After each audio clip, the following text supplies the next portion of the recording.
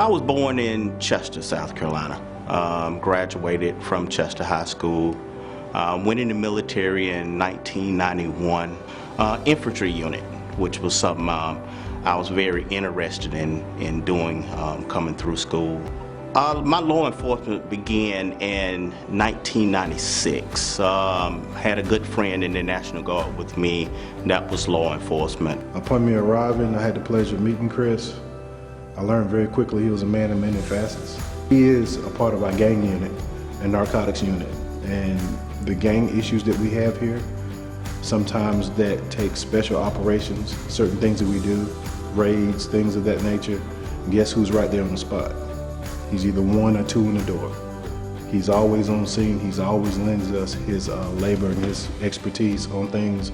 And I just find that amazing because this is not the only job that he has.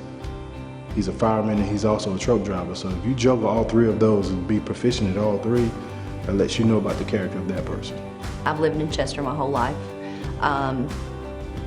Things get crazy around here. The gangs have gotten terrible around this place. I think he's probably made a difference in some of these kids' lives that start off 15 years old in a gang and that doesn't have a father figure in their life, and he knows how to talk to them. And honestly, I think he's probably made changes in a lot of people's lives.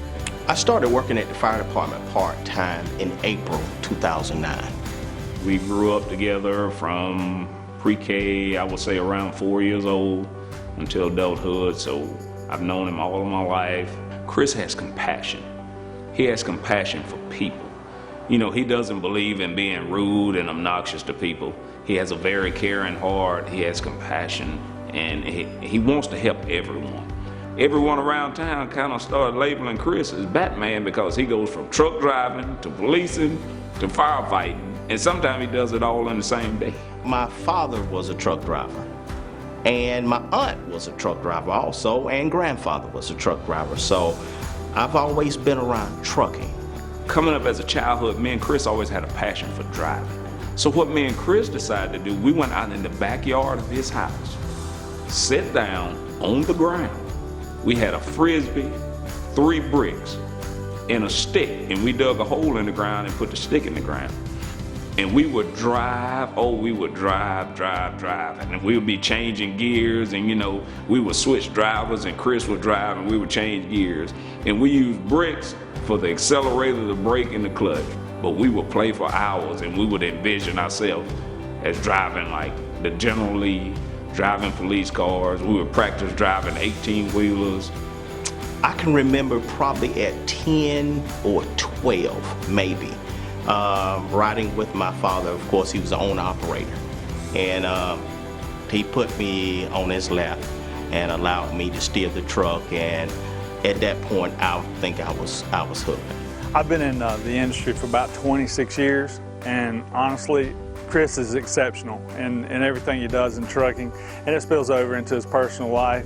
He's an example of exactly what you would want in a trainer and a driver.